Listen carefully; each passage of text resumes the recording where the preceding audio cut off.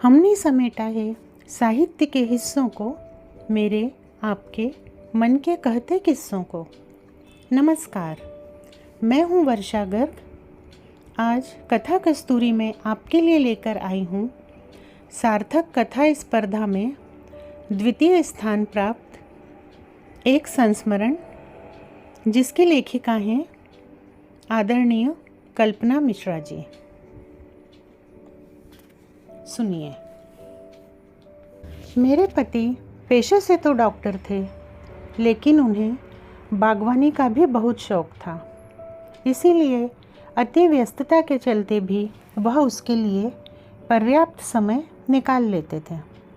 उन्होंने घर की छत पर अच्छा खासा बगीचा तैयार कर रखा था, जिसमें पीपल, बरगद, गूलर, पकरिया आदि के बोनसाई, भिन्न भिन्न रंगों के गुड़हल, गुलाब, कनेर, बोगनवेलिया व अन्य प्रजाति के पौधों के अलावा एडेनियम के करीब 500-600 पौधे थे। रेगिस्तानी होने के साथ ही इन पौधों की खासियत नाना प्रकार के रंगों के गुच्छे में खिले खूबसूरत फूल और उसकी गोल गांठ होती है, जो देखने में छोटा पेड़ यानी बोनसाई लगते हैं। इतने पौधों में एक पौधा ऐसा था कि उसमें सबसे अलहदा बेहद खूबसूरत फूल खिलते थे। खासकर बसंत का मौसम आते ही पूरा का पूरा पौधा फूलों से भर जाता है, लेकिन इसमें बीज नहीं होते, इसीलिए कटिंग या ग्राफ्टिंग से दूसरा पौधा तैयार करते हैं। इसीलिए डॉक्टर साहब ने इसकी डाल काटकर एक पौधे पर ग्राफ्टिंग किया और बची एक डाल को एक अन्य गमले में खोस दिया, ये सोचकर कि यदि ग्राफ्टिंग सफल न हुई तो शायद कलम ही तैयार हो जाए। आमतौर पर कलम लग जाए तो उसमें गोल गांठ नहीं बल्कि लंबी लंबी गांठ होती हैं, तो पौधा ज़्यादा खूबसूरत नहीं लगता है। लेकिन इस कलम से पनपे पौधे में एक आश्चर्यजनक बात हुई कि तकरीबन 6 महीने में ही उसकी स्वस्थ मोटी गोल गांठ बनने लगी, जो समय के साथ बड़ी हो रही थी। इसी तरह चंडीगढ़ से आया 12मासी आम खाकर भी उसकी गुठली गमले में बो दी। उसमें भी कोपल फूटने लगी और 7-8 महीना बीतते बीतते वह पौधा भी खूब स्वस्थ और बड़ा हो गया। इसी बीच डॉक्टर साहब को ब्लड कैंसर के साथ साथ न्यूरो प्रॉब्लम भी हो गई।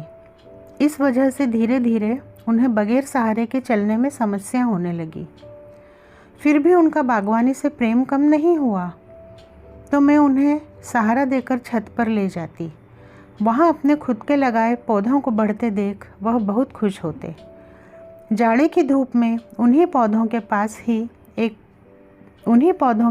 पड़ी एक कुर्सी में घंटों बैठे रहते, उन्हें निहारते और फिर रोज़ ही मुझसे एक बात कहते, देखो इसकी गांठ कितनी सुंदर है, आश्चर्य होता है, ऐसा देखा है कभी पहले?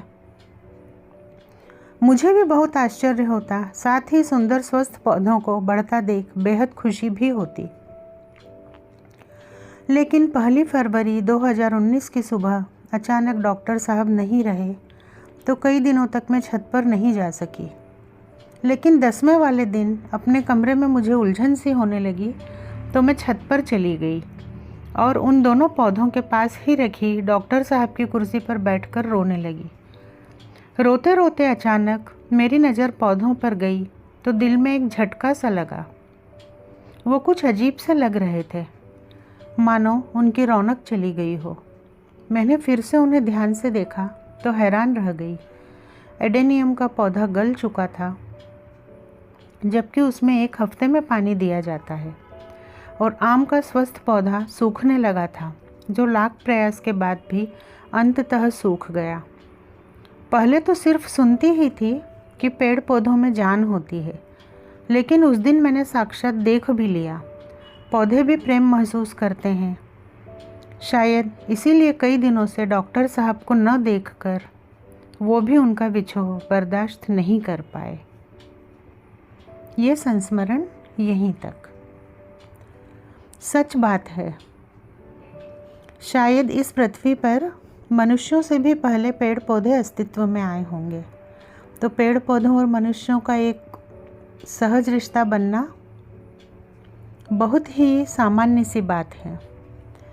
और कहते हैं प्रेम की भाषा हर कोई समझता है। पेड़ पौधे हों, पशु पक्षी हों, कोई भी, प्रकृति और मनुष्य एक दूसरे से इस तरह जुड़ी हुई है कि एक दूसरे के बिना दोनों ही कुछ नहीं है। इसी बात को रेखांकित करता है आदरणीय कल्पना मिश्रा जी का लिखा ये मार्मिक संस्मरण। अभी आप सुन रहे थे मुझसे यानी वर्षा गर्ग से एक संस्मरण। अच्छा लगा हो तो चैनल को लाइक सब्सक्राइब ज़रूर कीजिएगा। फिर मिलेंगे, अपना ख्याल रखिए। अलविदा।